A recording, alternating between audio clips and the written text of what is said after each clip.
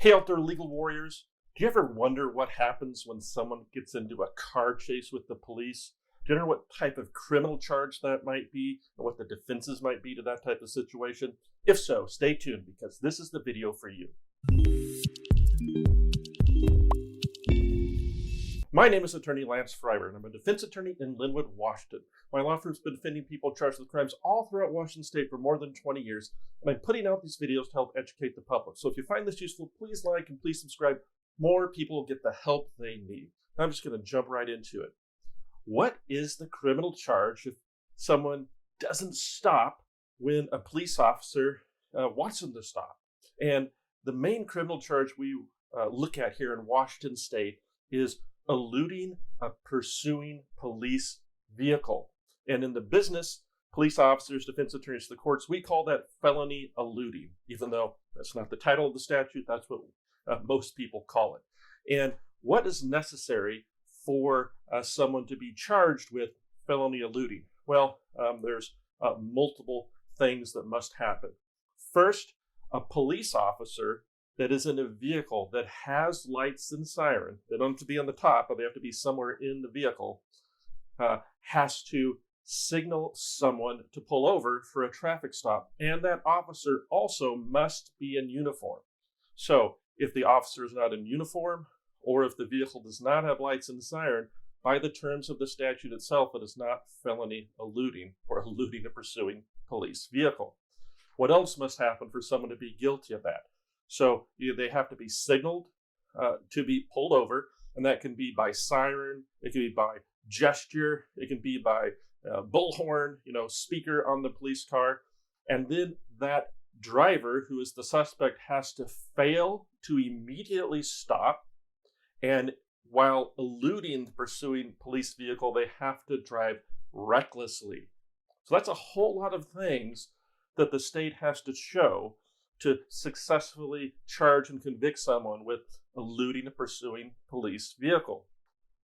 It's the right type of vehicle, the police officer, the right type of uniform, police has to be in uniform, they have to signal someone to pull over, and that person has to fail to immediately stop and then drive recklessly while not stopping. And what does recklessly mean? Recklessly means driving in a willful and wanton disregard for the safety of persons and property. So it's sort of in the eye of the beholder, right? Recklessly often means excessive speed, swerving in and out, cutting off traffic, endangering traffic. There's going to be a lot of creative writing by a police officer trying to show recklessly in many cases, unless the suspect's on a motorcycle and driving 120 miles an hour. That's probably reckless on its face, most of us would think. So it's not just any situation when you don't stop for a police vehicle that it could be felony eluding. It has to be a certain type of situation. And there are some other statutory defenses. Very few statutes in Washington state have statutory defenses. That means a defense written into the law, but this statute does. This statute gives two defenses to the driver that the driver must prove by preponderance of the evidence to be found not guilty. So what does preponderance of the evidence mean? That means that it's more likely than not that the driver proves either one of those defenses happened.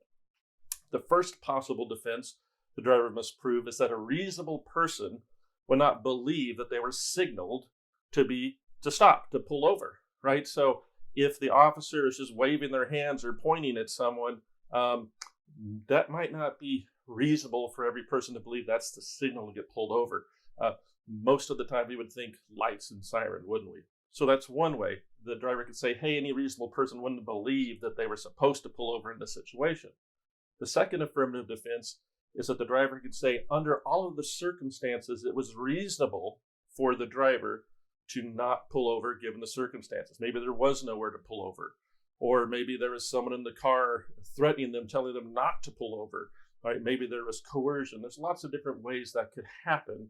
And so if the driver can prove by preponderance of the evidence at a trial that those things are true, the jury must find the driver not guilty.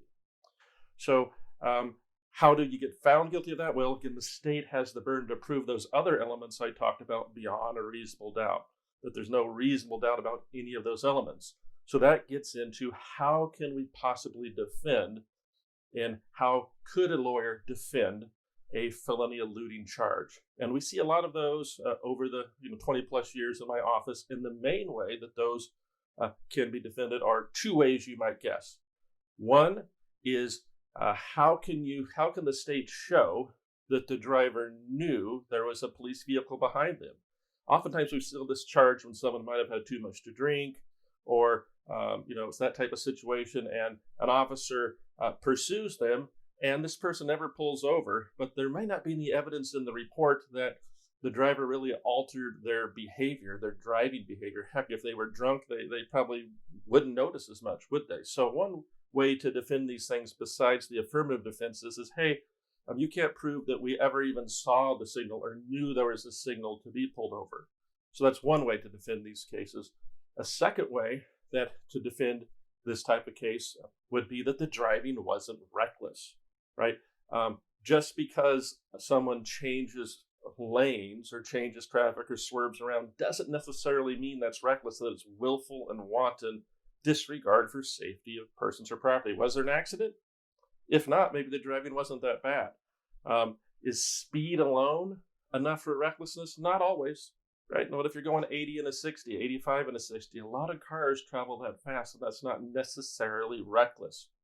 So those are some ways that someone could defend a felony eluding type charge. So what are the penalties? Okay, what are the penalties if you get convicted of felony eluding?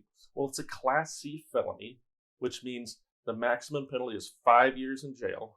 And what type of sentence someone might be facing is based upon their prior criminal history. They use standard range sentencing in Washington state. And so you would need to consult with an attorney to see, hey, what range am I looking at that is definitely going to be far less than 5 years. There's a collateral consequence, however, if you're convicted of this type of charge, of loss of your privilege to drive. And so if you get convicted of this charge, Department of Licensing will suspend your license for a period of time based upon your prior criminal history. So what are some possible outcomes to a felony eluding case besides going to a trial? Well, you might have an attorney looking to try to get the charge reduced to a lesser charge, something like reckless driving. Reckless driving is a non-felony, gross misdemeanor, which means maximum of 364 days in jail, only carries a 30-day license suspension, and of course would keep someone from being a felon. You could also look at other types of charges like reckless endangerment, which means we endangered the public in a very serious way, but it's not necessarily a driving offense, so it wouldn't carry a license suspension. Or you could really go for the home run, try to get it reduced to some type of serious traffic infraction like negligent driving in the second degree, though that would probably be pretty difficult to do. So hopefully you or no one you know are ever in this type of situation with a felony eluding charge. But in my opinion, as a defense attorney of 20 years, there are more defenses available to that charge than most felony charges, because there are two different perspectives. There's the officer's perspective about what they know and think and assume that is in the driver's head. And then there's the driver's perspective, who law enforcement has no clue in some cases what's in their head, what they know, what they've seen, why they're doing what they're doing. And so there's some intent required in this type of charge. And so those are often harder cases for the state to prove unless it's a very, very extreme case. So I hope you found this useful. If so, please like and please subscribe. More people get the help they need. And more importantly, if you're in this situation, if you need some type of legal help, please feel to reach out to my firm. We'll listen to what happened, we'll identify a way forward, and we will be there for you. Thank you.